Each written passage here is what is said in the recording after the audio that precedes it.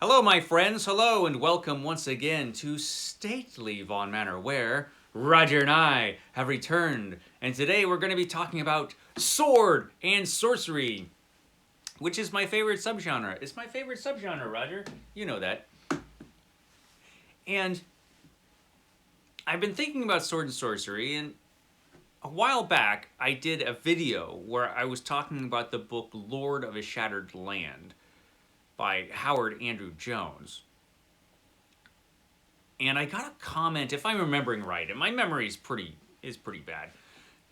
I remember getting a comment which sort of suggested that in order for a story to really be sword and sorcery, the main character had to be kind of a morally gray kind of anti-hero character. Otherwise, could it really be considered sword and sorcery? If you just have some do-gooder as the main character. I don't think that's true. Actually, it's been proven. Roger, it's been proven by one of the greatest works of sword and sorcery ever, which appeared on television, actually. Wizards and Warriors. You remember Wizards and Warriors? Sure you do. Wizards and Warriors. I mean, could you consider Prince Eric Greystone to be a morally gray anti-hero? I mean, what? What do you mean nobody remembers Wizards and Warriors? It was a masterpiece. What do you? Roger says no one remembers that show. Anyway, well, it seemed pretty good when I was 11. Anyway, so okay, maybe that doesn't prove my point, but I think for any genre, you need a variety of characters. I don't think it should be that a main character has to be a certain way. Then I don't think they have to be an anti-hero. I don't think Howard Andrew Jones feels that either. And he writes the Chronicles of Hanar, and he also edits this magazine. This is Tales from the Magician's Skull, which is kind of like the premier sword and sorcery magazine. So if anyone would know, you'd think he would. But I think it takes a variety. And if you try to make all characters kind of the same way in any kind of genre, or have them all have similar attitudes, I don't know if that's the best thing. And I think we saw a little of that in the 70s with the first character I'm going to talk about. Because I'm going to talk about 3 characters today because they're all vastly different from each other. They all have very different attitudes, and it lends strength to their stories. And it makes all of their stories kind of unique. And it adds to the stories that all of these characters have very different motivations and very different characteristics. And the first one, of course, is going to be Conan. Because Conan is the greatest sword and sorcery character of all, written by the father of sword and sorcery, Robert E. Howard. So Robert E. Howard didn't... I don't... People say he did, but I don't really think he invented sword and sorcery. Sword and sorcery, I think. Lord Dunsany probably has a better claim.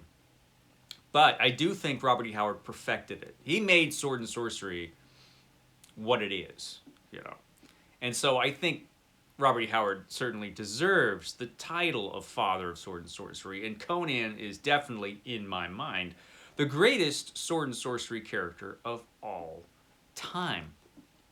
Conan, who started off as a thief in the streets and eventually became the king of the greatest nation of his world, the Hyborian Age. He became the king of Aquilonia.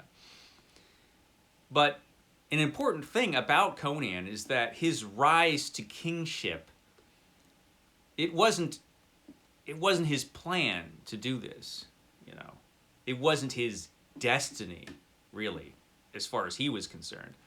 Conan was, well, he was an opportunist.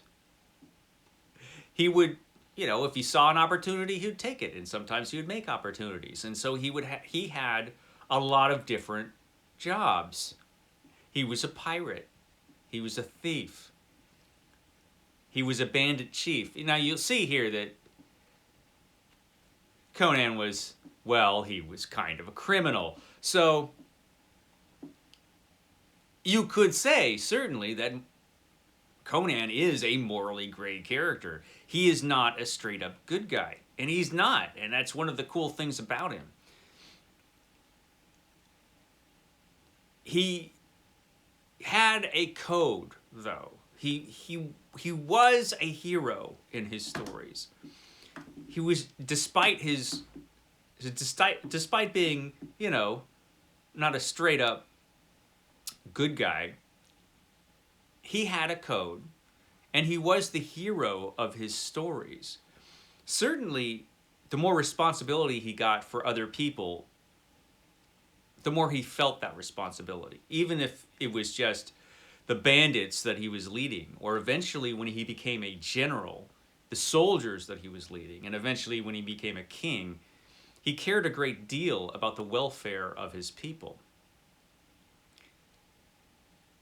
And an interesting thing about Conan is that the more responsibility he got, he did change. He did change as a character. He didn't stay the same careless character that he was when he was a very young man stealing stuff. He matured. And he felt the responsibility that he was given, or that he took. He's actually a really interesting character, Conan. Very intelligent character. He knew all about his world. He knew about his business, which was fighting, mostly. He was very aware of the political situations of the various kingdoms and the world that he existed in. And so, from a character standpoint, he's not all a super good guy, but he's certainly not a villain, But he's certainly the hero of his stories. He is a heroic character. Conan was a good guy to have as a friend. If you were a friend of Conan, he had your back. Unlike this next character that we'll talk about, Karl Edward Wagner's Kane. Now, Kane is very different from Conan. Karl Edward Wagner was, of course, influenced by Robert E. Howard greatly, and he was a huge fan of Robert E. Howard. But his character, Kane, the immortal swordsman Kane, was a lot different than Conan. This is not a guy you want as a friend. Actually, you don't want to be anywhere near this fella, Kane. So Kane exists in a series of short stories and novels written by Karl Edward Wagner. They came out in the 1970s. I think they all came out in the 70s. Maybe one or two came out in the early 80s, but they can be a little difficult to find nowadays, although they are available as ebooks. So if you've got a Kindle or something, you can get them, and you can get them fairly cheap. If you're trying to find physical copies of Kane books, it can be a challenge nowadays. They really should be reprinted. They really should be reprinted because they're awesome. But Kane as a character is the biblical Kane. He's that guy. He was the guy who killed his brother and was cursed by a vengeful, angry, ancient god to walk his world forever. So he is immortal. He does not grow old. And he's a very interesting character. Very, very smart. He is also a sorcerer as well as a swordsman. So he has tremendous combat skills, but he also knows all of these spells and he's all this other stuff. And he's really, frankly, kind of a terrible person. Kane is. He's a lot of fun to read about, but he's he goes beyond anti-hero. He is a straight up villain, really. I mean, he's so bad. I mean, sometimes he'll do good things, but usually it's, for his own purposes.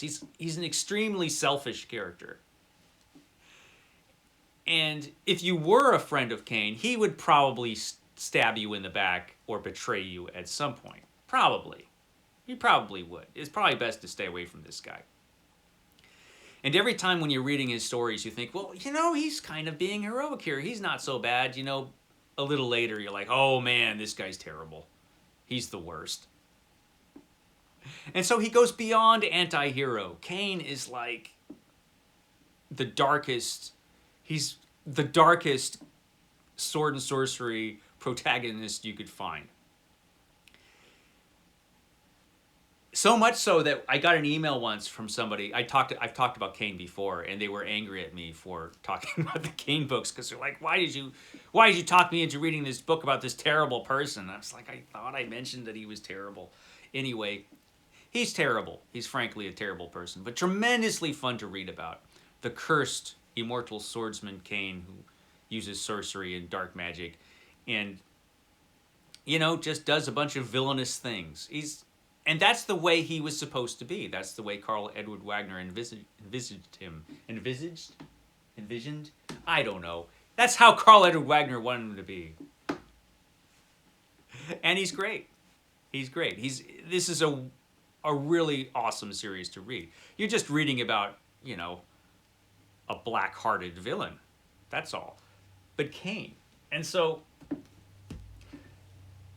a character that's completely on the other side of that, completely the opposite of Kane, really is Hanar, which is Howard Andrew Jones' character from the Hanar Chronicles, of which there have been 2 books so far. This is the second one, The City of Marble and Blood. And Hanar is Kane's opposite, because he is a completely selfless character, really. He is based off of Hannibal. And the world he lives in, the Dervan Empire, is based off of the Roman Empire.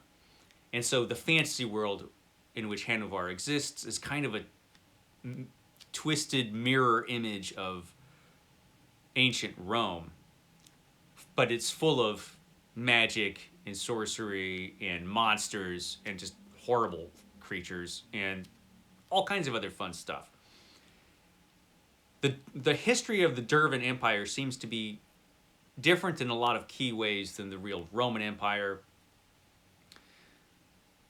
For example, when Hannibal invaded Rome, and during that time there were no emperors.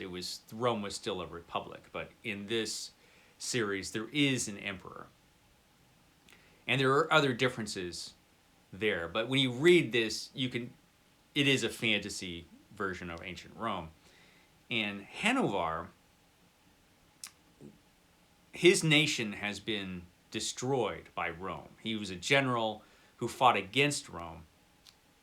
His nation was destroyed, and his people were enslaved. All those who were not killed, and most of his people were killed. But a lot of his people were enslaved. And so Hannibal's mission is to free all of those people. Hanar is not out for revenge. All he wants to do is set his people free.